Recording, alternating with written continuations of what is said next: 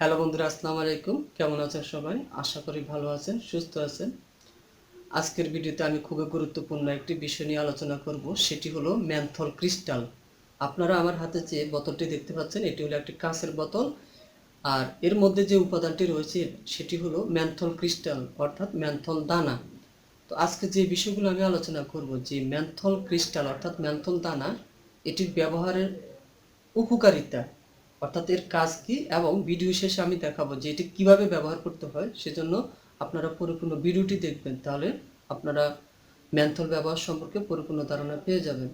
তো বন্ধুরা, আমি আপনাদেরকে একটু দেখাই যে এখানে যে আমার হাতে দেখতে পাচ্ছেন, এই যে এরকম বিভিন্ন দানা রয়েছে এই বোতলের ভিতরে, এগুলোকে বলা হয় ম্যানথল ক্রিস্টাল।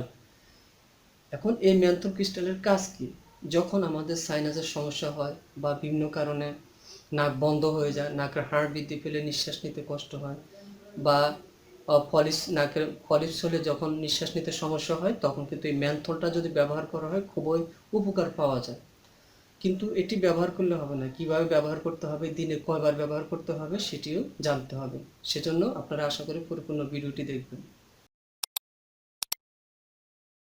তো বন্ধুরা, এখন আমি ম্যানথল ব্যবহারের নিয়মটি আপনাদেরকে দেখাচ্ছি।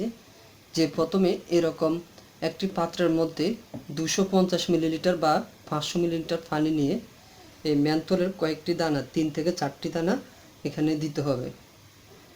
যে দানাগুলো রয়েছে এরকম এই ম্যানথল দানা, এগুলো 3 থেকে 4টি দিতে হবে।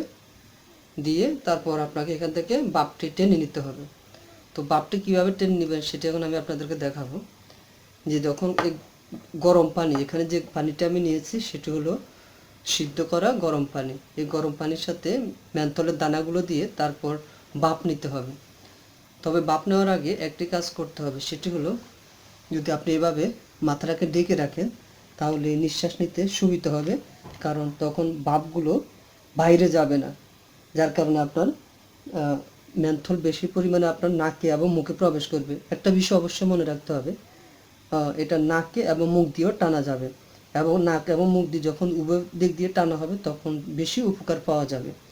তো আপনারা এরকম একটি তোয়ালে দিয়ে ডেকে রেখে এভাবে বাপটি নেবেন, তাহলে মেন্থলের যে বাপটা আছে সেটি কিন্তু চারপাশে চলে যাবে না, সেটি আপনার নাকে মুখে প্রবেশ করবে, যার ফলে আপনি বেশি উপকার পাবেন।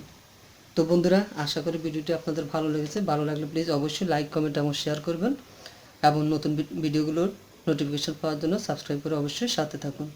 সবাইকে অসংখ্য ধন্যবাদ। আল্লাহ হাফিজ।